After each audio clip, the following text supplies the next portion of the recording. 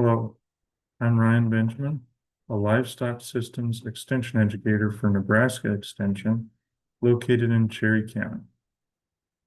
I got involved with the Climate Hub Partnership because it was an area that I had already been working in, grazing lands and uh, patch burn grazing and eastern red cedar control. So things that I was familiar with, but I was interested in seeing how other folks were working with these issues in other places. Um, so that was kind of why I got involved, as well as Mitch Stevenson, who I work with here in Nebraska, was part of the group from the kind of outset, I believe. So he encouraged me to be involved, and it's been a good experience getting to know a lot of folks from um, around the Great Plains who are also kind of interested in these kinds of things. So, um, one thing you may notice if you've looked at the resources that I've developed, there's not really a lot of them. I generally don't work off of PowerPoints, and so um, I don't have a lot of resources that way.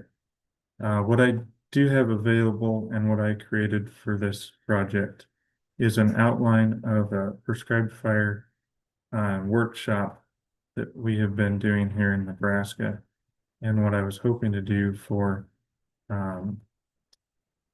this project as well. However, we didn't actually get to implement it this year, given drought and um, fire bans and whatnot in Nebraska. So this is similar to some workshops that I've helped do with the Nature Conservancy, and I've also hosted in partnership with the Great Plains Fire Science Exchange, and they have a lot of good resources as well. Not part of the Prairie Project necessarily, but they've been a really valuable resource for me. When I developed this curriculum, or not really a curriculum, I guess workshop outline, I really wanted it to be producer focused because that's the focus of my job is producers. And so I wanted this to be focused on increasing their capacity and ability around prescribed fire. Some of the lessons that I have learned through some of these past workshops is it's nice to have a meeting area, something that can act as a classroom for a morning portion to talk about the basics of prescribed fire. And it should be near the burn unit just to reduce travel time. The burn units that we generally use for these workshops are fairly small in size. I would say 30 to 40 acres. That just gives us plenty of time to rotate folks through different fire line positions without feeling like we're needing to be in a hurry to burn a larger unit.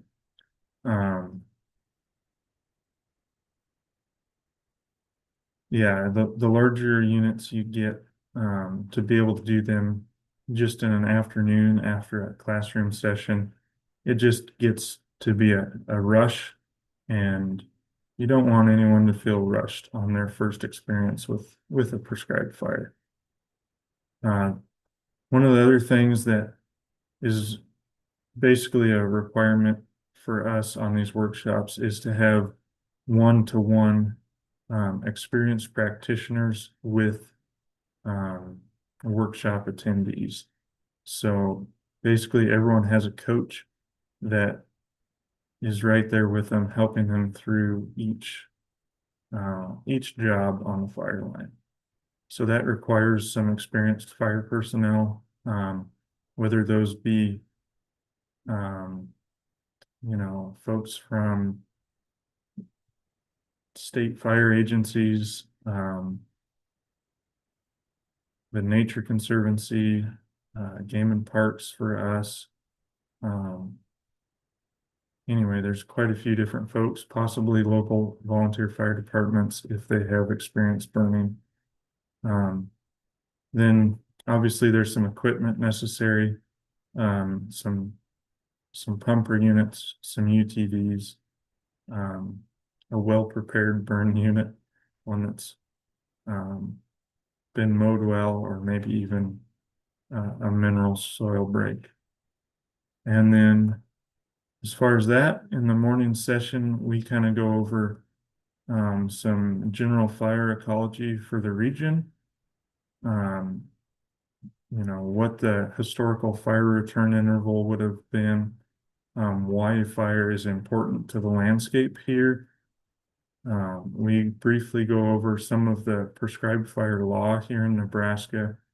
That requires a written burn plan that covers 10 different items, and then how to actually obtain a burn permit from your local fire chief here in Nebraska. Now, for different states, I'm sure this would look different, but the idea could still be similar. Once we kind of cover those broader items, we get into actual prescribed fire planning. We go over specific ignition patterns that we use, things like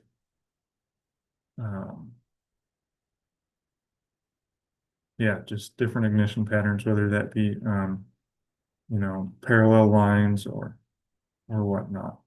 There's a lot of different patterns that can be used. Traditionally we use a ring firing technique, but there's other smaller patterns that you might use within that.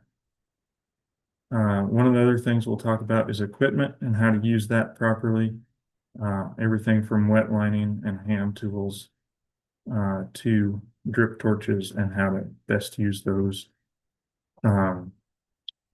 We talk about communications. We go over the radios that we have for the day and how to use those. General best practices for talking on the radio and stuff like that. We go over fire environment.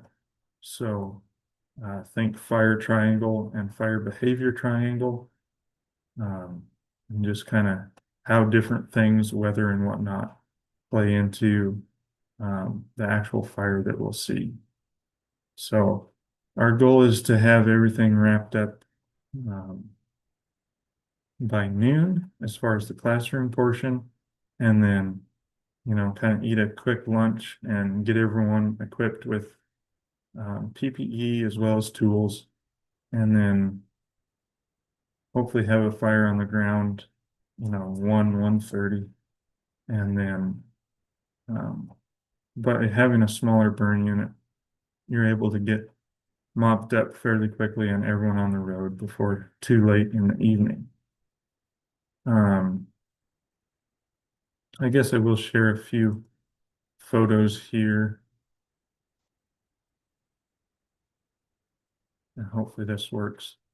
But these are just a few photos of what these workshops have looked like for us in the past.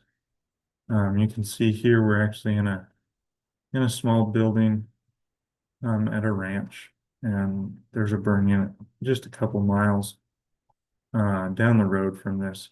Here we're actually doing the briefing for the burn unit, talking about kind of what the plan is going to look like for the actual fire.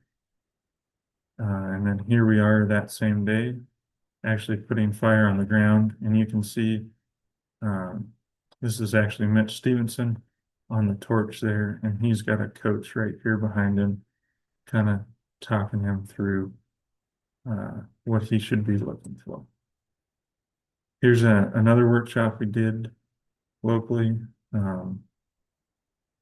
This one, we had some folks use PowerPoint presentations. Normally we use a whiteboard or flip charts or something and talk through a lot of things kind of conversationally, less of a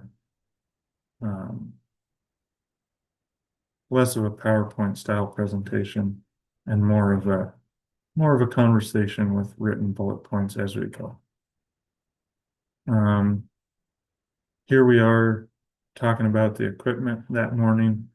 We go out and look at the actual equipment that we have for the day and go over operations of that equipment, things to look out for, and so on and so forth. So I guess that's pretty much what I have for today. Hopefully you find that helpful. And if you have questions about best practices for this or whatnot, feel free to reach out to me for more information.